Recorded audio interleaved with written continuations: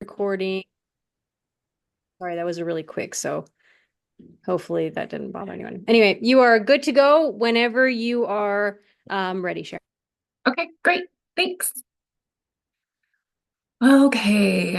Um, welcome to Food Writing. My name is Sharon Titus, and was the title of my presentation, Sensuous Writing.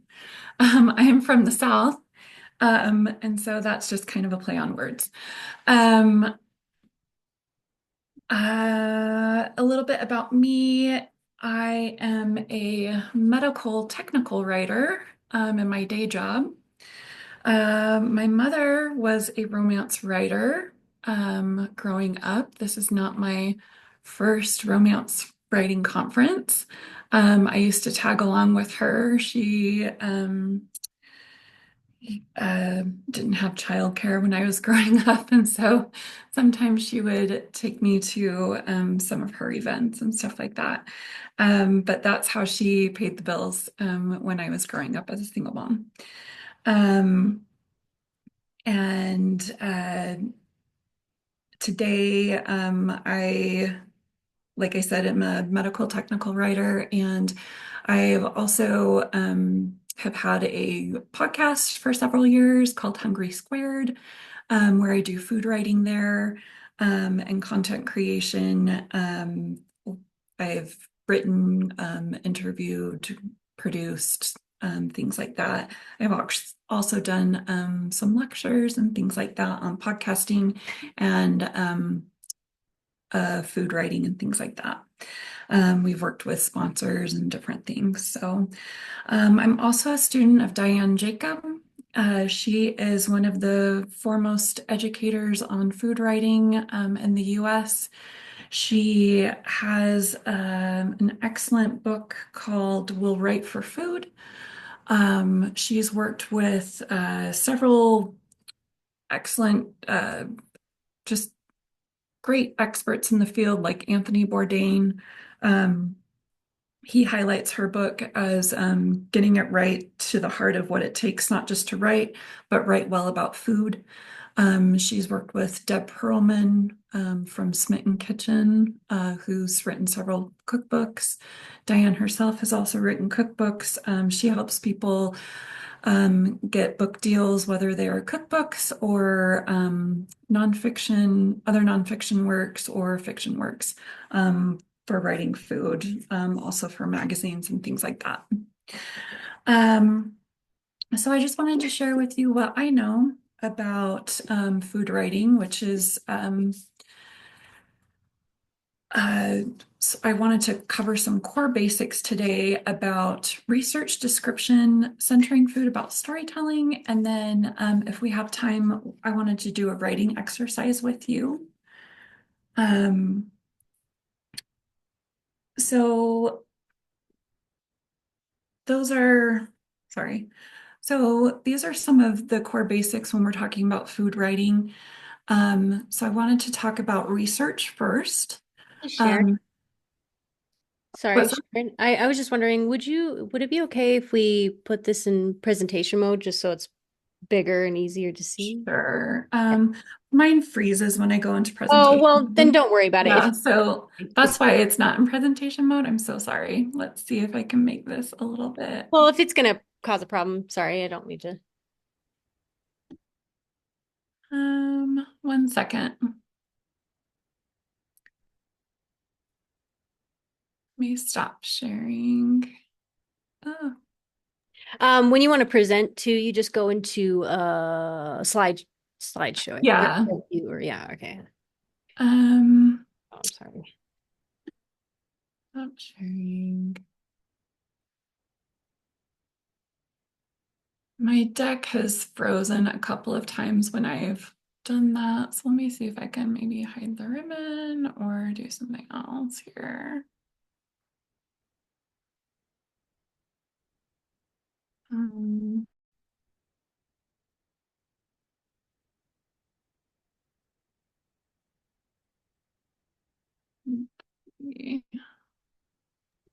I approve of that first slide logo because you know how I feel about chilies. Get up and crane Right. again. Um, go.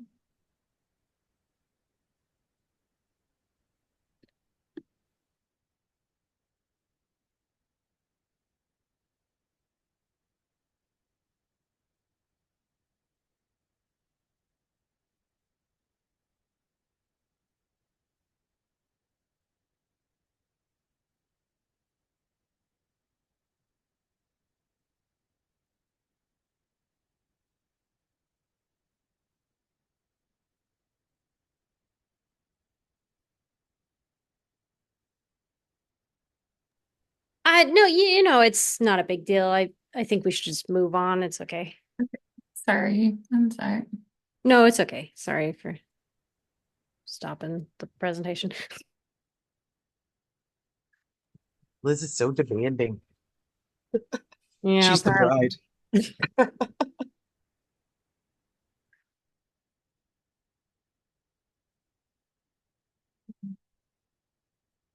Sorry about that. I'm just trying to get it to not freeze. Do you want me to put it on my screen? You Sure. shared it with me, right? Yeah, so you shared it in Yeah. the romance. Cool. Let me just go into the This is one of the reasons why we were asking people just in case there was a technical difficulty. Sorry about that, guys. It's okay. Sorry for stalling because you were doing great. I didn't mean to stop you. Okay.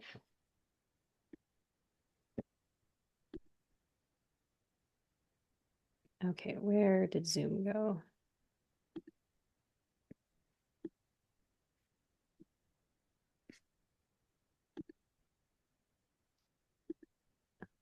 Ah, this thing.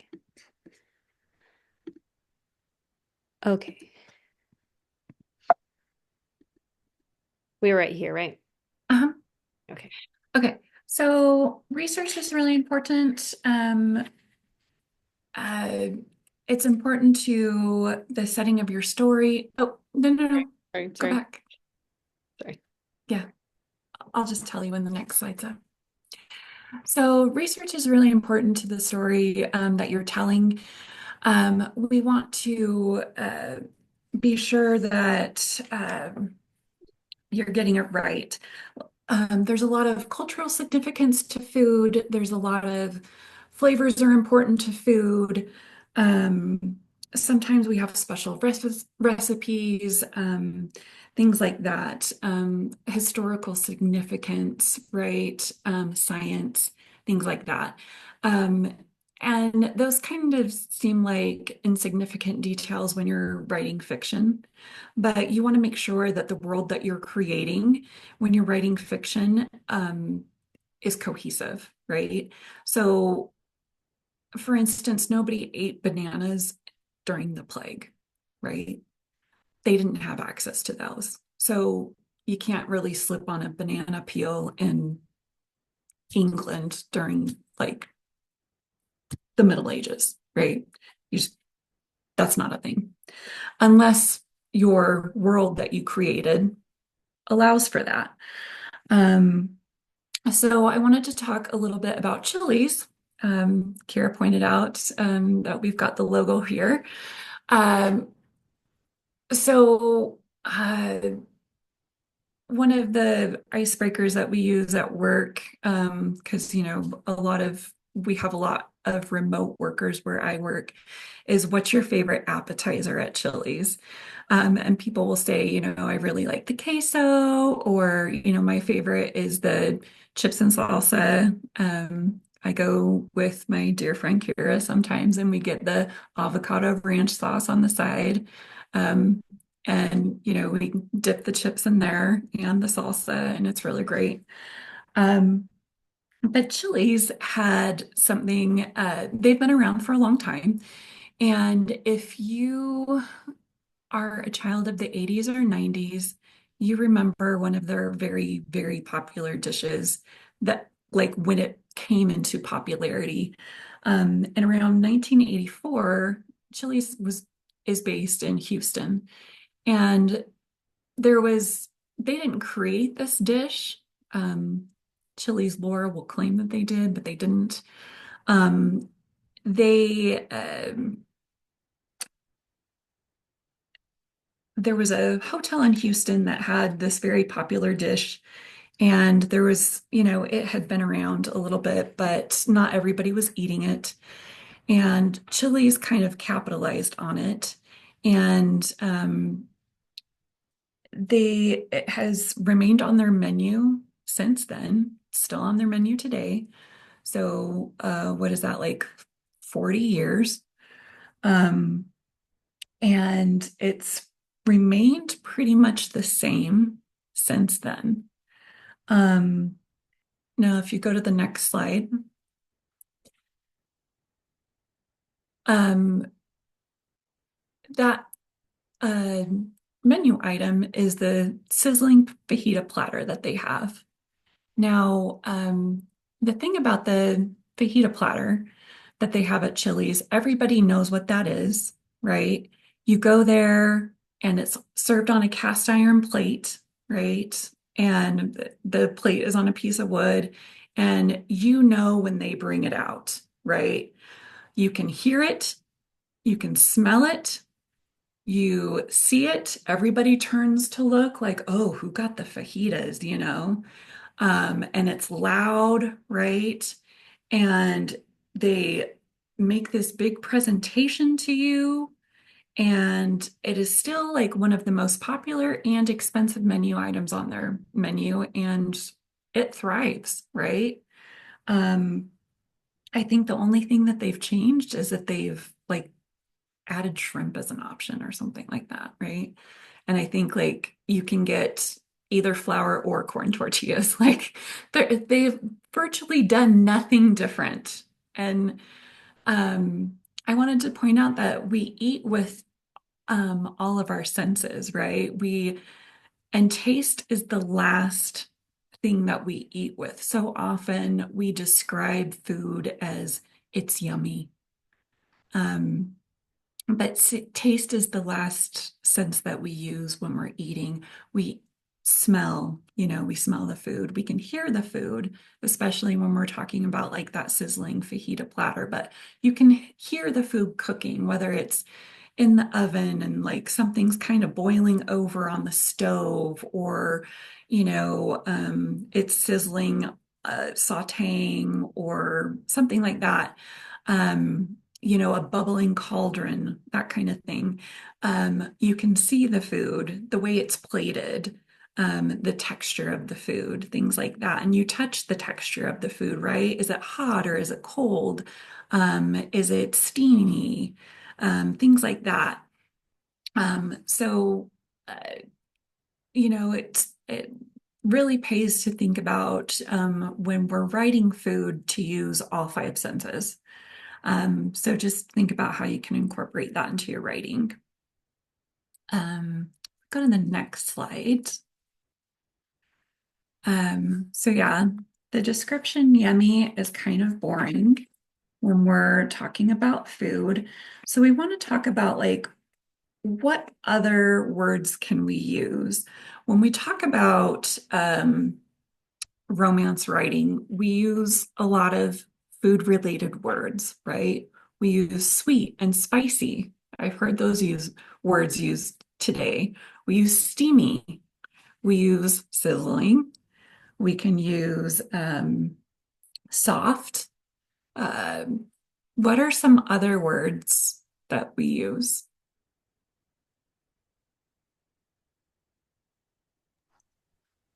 Anybody think of any? Delightful. Delightful. Did you already say sensuous? Because that's what you had in your presentation beginning. Sensuous, caramelized. That's a good one. I like that one. Um, yeah, there's a lot of different descriptors that we can use that are very specific. Um, Food is a very sensual thing, right? And so we want to make sure that we are using something that's not generic and that we're using like more specificity. Hot. Hot's a really good one. Um, I had a really good dessert at a new restaurant described that way last night.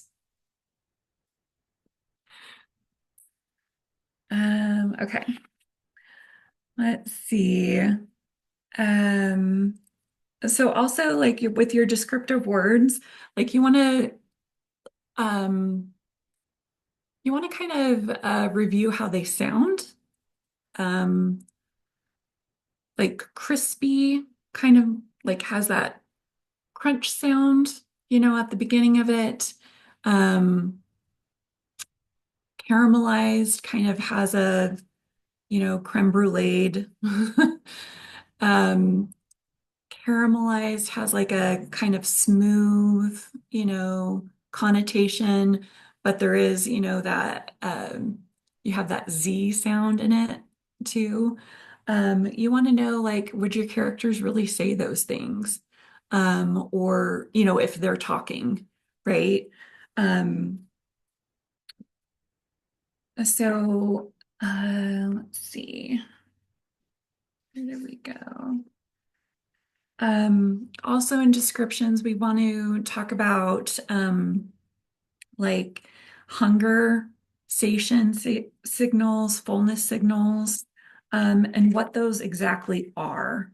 Like a satiation signal, like satisfaction signals. Those could be a small sigh or boredom, distraction, pressure in the stomach, or, maybe in the throat, um, a small burp, or just like restlessness, right? Like kind of like maybe playing with the food or something like that, like kind of like starting to pick at the plate, or maybe like looking for the better bites on the plate, like, okay, you're satisfied.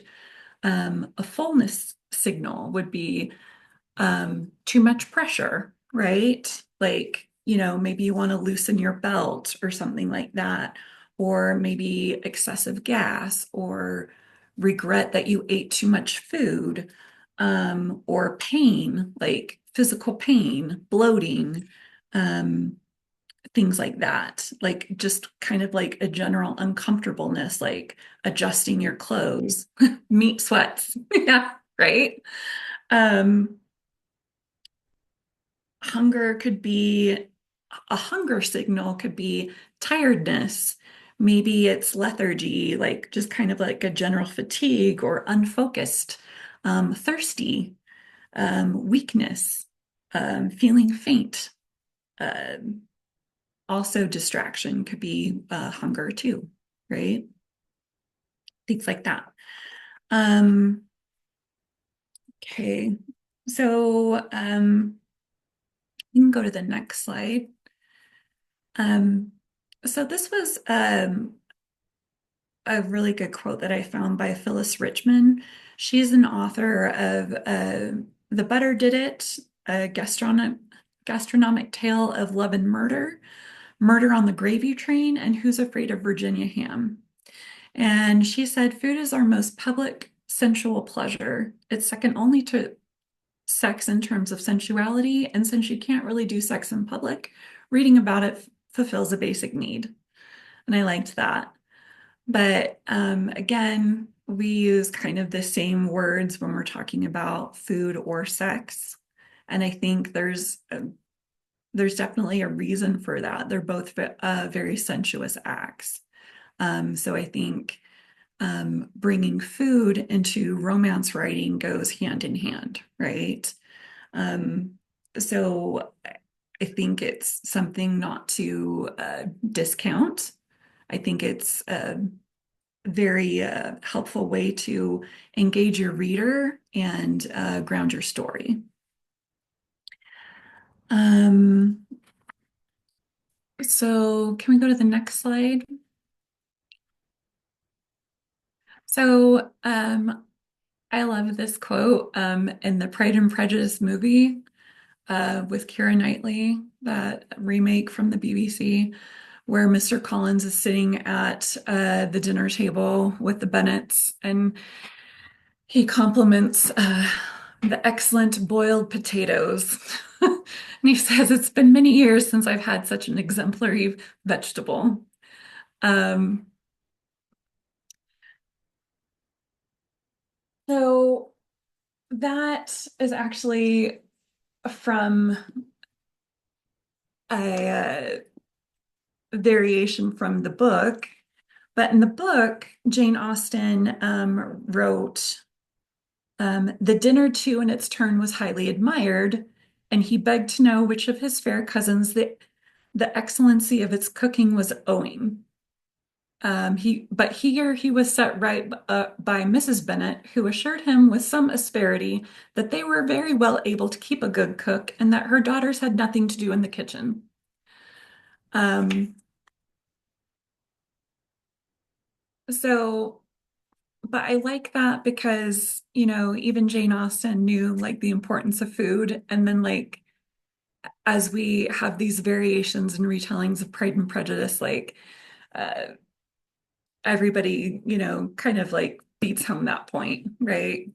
And it's all about those stupid potatoes. Um, there's also a really good one. There's several examples in literature, classic literature.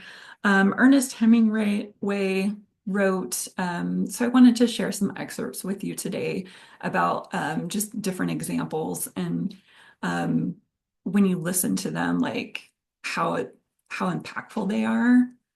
Um, and then like what you can glean from the characters and things like that. Hemingway wrote in The Garden of Eden about his character there. Quote, he went out to the empty kitchen and found a tin of Marquerot, I can't pronounce that because it's French, Vin Blanc Capitan Cook, and opened it and took it, perilous with edge level juice, with a cold bottle of the Tuborg beer out to the bar.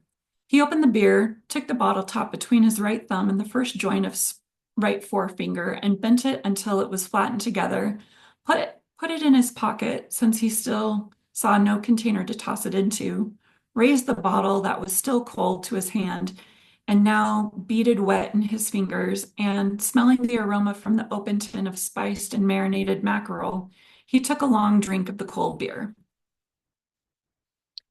So that's really descriptive of just opening a tin of fish and drinking beer, like just having a swig of beer. Like we can glean that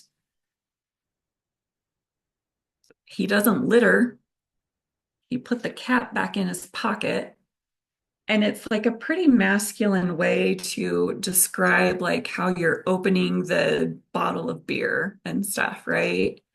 Um, so it's strong, it's deliberate, um, and the character doesn't litter, right?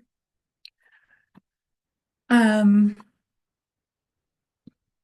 we go to the next slide? Yes, Kara, I agree. Food is deeply emblematic of human personality. Yeah.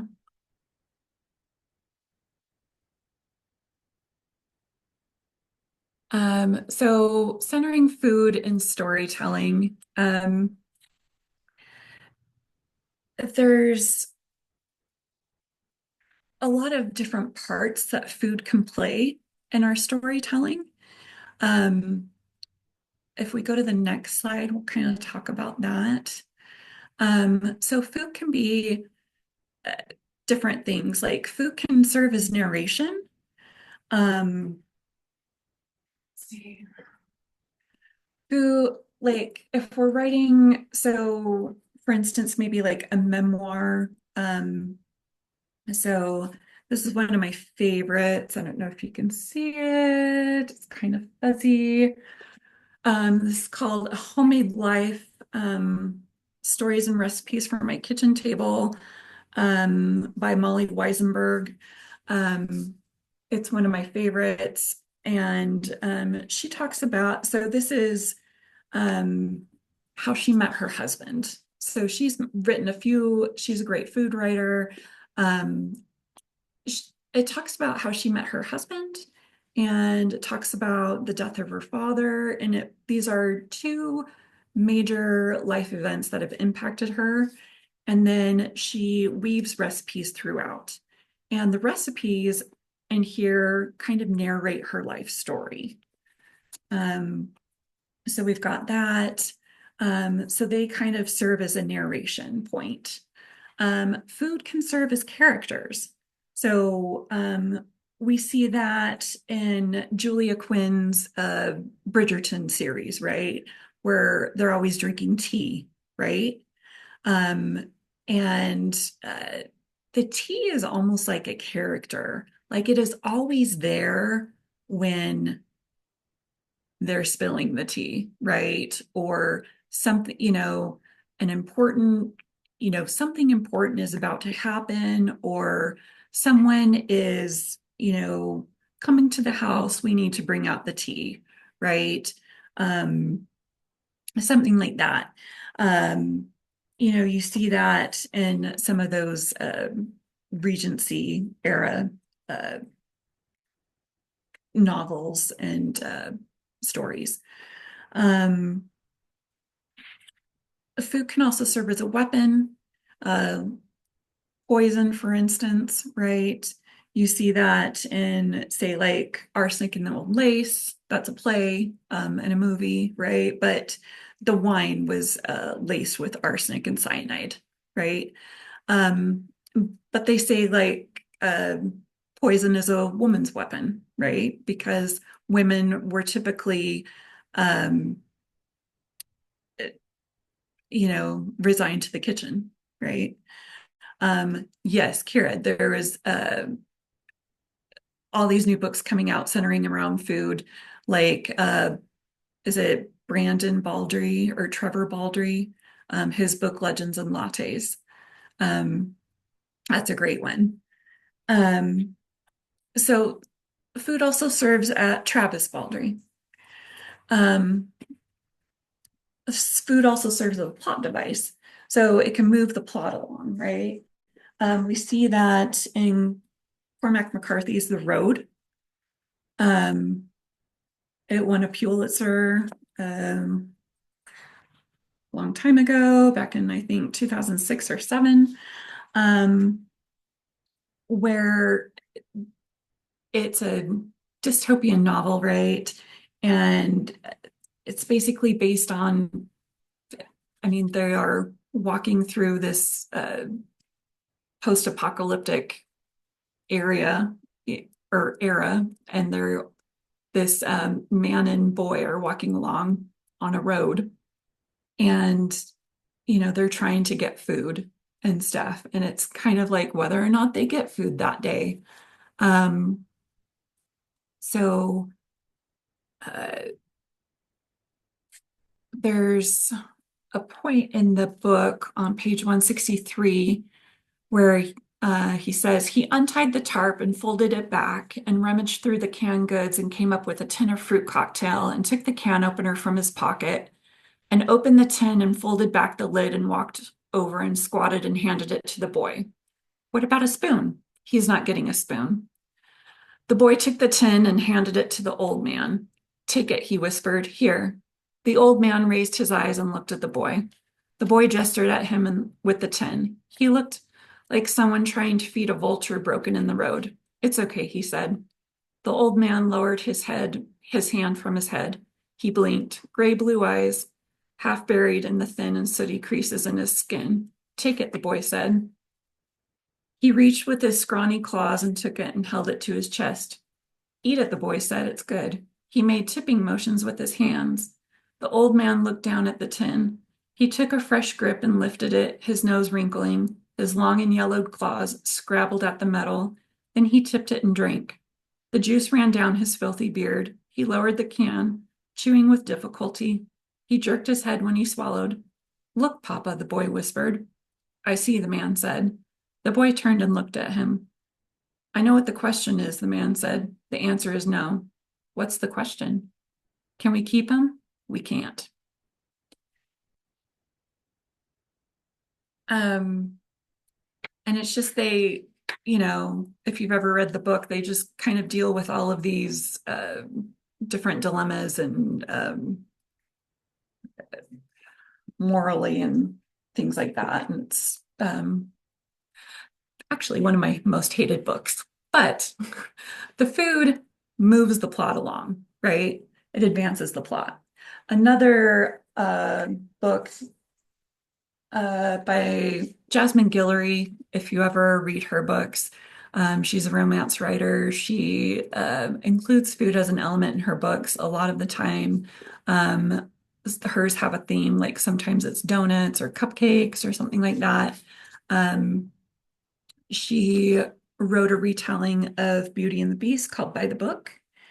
And let's see, I've got it in here.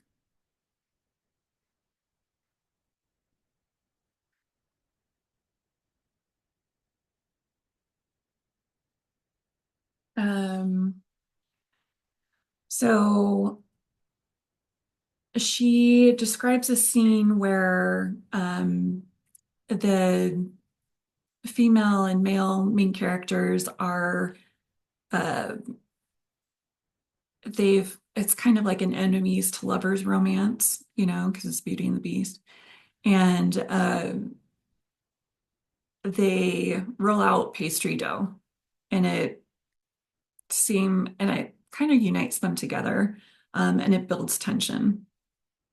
And she kind of talks about it being like boring and pedantic. And then, he says you have to let the butter soften and then sort of press and squish it into a square shape and then roll it out so it's flat enough and then refrigerate it again. He picked up the dough and turned it sideways. And then you fold it up like this in your dough and roll it out. And once you've done that, you fold the dough in thirds like this, then roll it out again. That's called laminating. It's how you get all those flaky layers. He made a face. Well, if you do it right. I didn't last time. I was too impatient. She looked down at the dough. I didn't realize it was that complicated. He held up the rolling pin. Do you want to try? He walked around the island to stand next. She walked around the island to stand next to him, and he handed her the rolling pin. She put it down at the edge and started to press down when he stopped her. No, not like that. Have you never rolled out dough before? His voice was teasing but not mocking. She could tell the difference now. She shook her head. My grandmother makes biscuits too, but she never let anyone else help. She thought back to those times and laughed. Plus, I was always busy reading. He put his hands on hers, still holding the rolling pin, and moved them to the center of the dough, and then took a step back. You roll from the middle outward. That way it makes the dough more even in the end. She pressed down and felt the dough move as she rolled the pin in one direction and then the other. Like this? He nodded, but she could tell something was wrong. What is it? Am I ruining your dough? One corner of his lips tipped up. Not ruining it, exactly. It's just that I knew there was something. Show me. He moved behind her and put his hands on top of hers. You need a little more power here, that's all. They rolled, they rolled the dough together, first in one direction and then the other. It's easier for me because I'm so much taller. It felt nice with him standing behind her like that, surrounding her with his warmth, with his strong hands on top of hers, with his arms around hers. She wanted to lean into him, into all of this. Totally. Like Ghost. Like, it's like one of those moves where, here, let me teach you. It's like the pottery wheel or like the classic, teaching them how to play pool type of a thing, going in for it. Um, so it's great. You can use food to build that tension. Um, there's a lot of great references out there. Um, Great writers are also great readers, so I would challenge you to keep an eye open for that in your reading, um, as you research and things like that, food references and things like that. Um, I just wanted to make a note about including recipes to just make sure it makes sense. This isn't an unpopular opinion, but The Lost Apothecary includes, it's a good book. I do think it's over edited. There was a couple of places I think that they could have gone with the story that maybe they didn't. But then we've got some recipes just added in there in the end that didn't flow with the story at all. At all. That made me rate the story when I rated it. Freaking queer baiting. It was. I totally agree, Kara. Um, but also, like, aside from the queer baiting, the recipe additions at the end made zero sense. Like, there's a cookie recipe in there. This was not about cookies. There was no mention of cookies in there. Why is there a cookie recipe? For real. I don't know if Sarah Penner is a good cook. I don't know if she's a baker. Why the hell is there a cookie recipe in there? Um, I know Molly Weisenberg is a great chef because she, her entire memoir talks about how she grew up in this family and how she's this food writer and things like that. And she's got a blog and, she started a restaurant and all these different things, right? Um, these recipes that she has formally written out, right? Um, she's got roasted eggplant ratatouille and she's got like a flourless chocolate cake. My copy is like severely dog-eared up because I have used so many of her recipes, right? Um, they work. So make sure that your recipe works if you include one. Another way to include a recipe is to do it conversationally.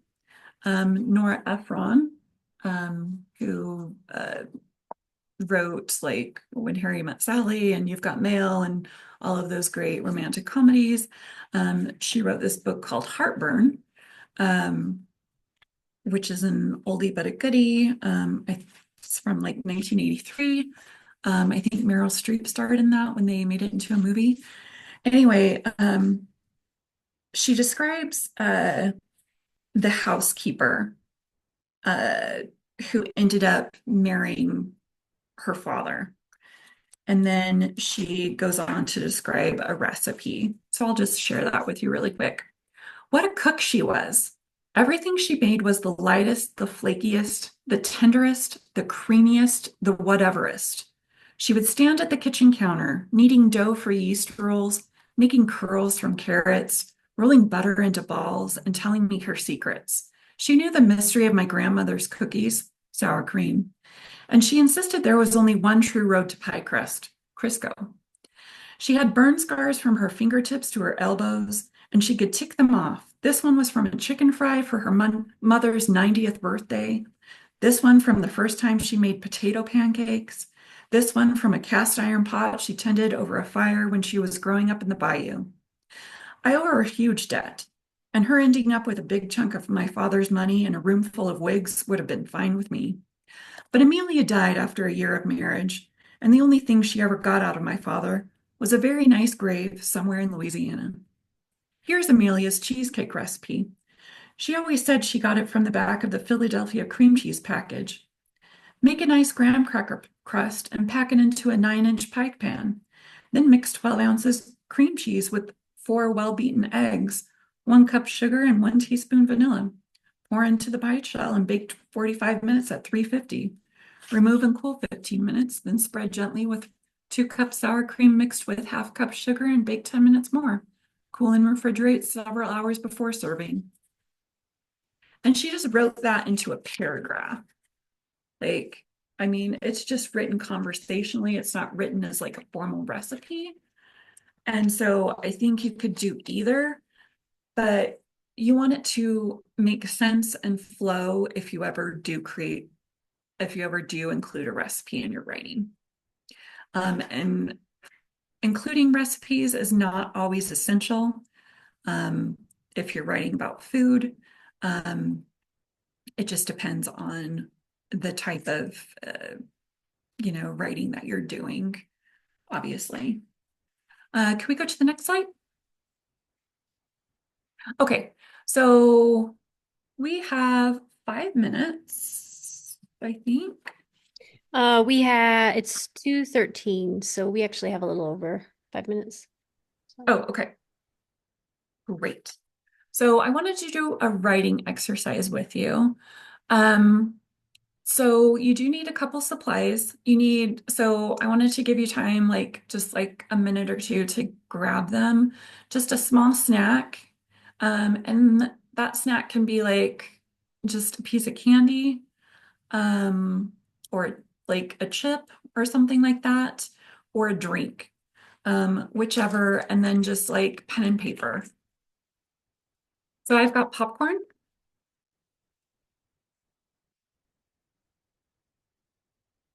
So if you want to go grab yours, and then we will do a writing exercise together.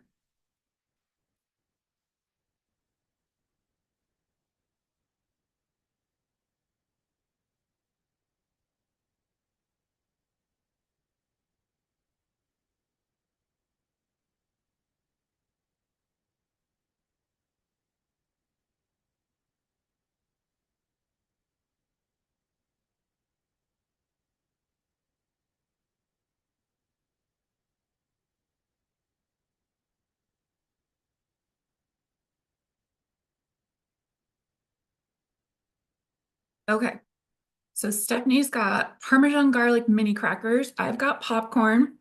Kira, what do you have?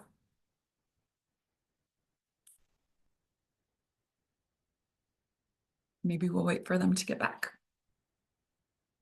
Ooh, sweet Hawaiian club crackers. That sounds good. Elizabeth, what do you have?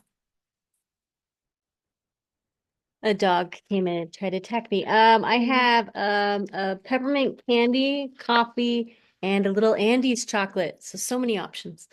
So many options. That's awesome. Michaela, did you come back? Do you have anything?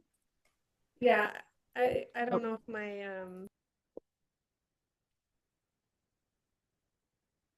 oh, sorry. Can you hear me? Yep. Okay. I got also like the candy that Liz has, and then I might do the pretzel because I was like salty and sweet. So Perfect. Okay. So grab a piece, just like one thing. So one cracker, one pretzel, one bite. Okay. One piece of your snack. Okay. So I'm taking a couple bites of mine, right? Because I'm hungry. I had an apple and peanut butter for lunch during the panel. So grab a piece of your snack. Okay. And then we're going to take 3 slow, deep breaths in through the nose, and we're going to sigh it out our mouth.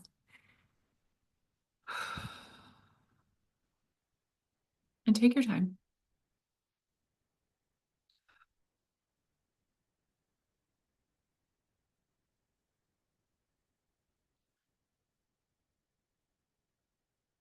Now we're going to look at our snack. And what does it smell like?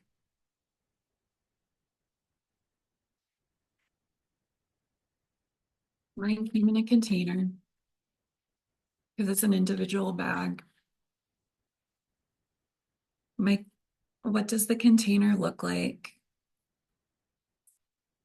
What does the snack feel like in your hand?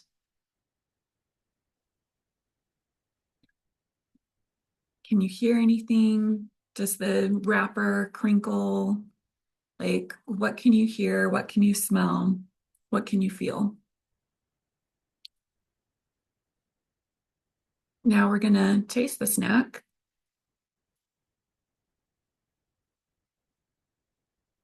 And we're going to eat it as slow as possible. You can suck on it, roll it around your tongue till it dissolves, crunch it really slow, chew it a lot. And we're just going to kind of meditatively eat the snack. Okay.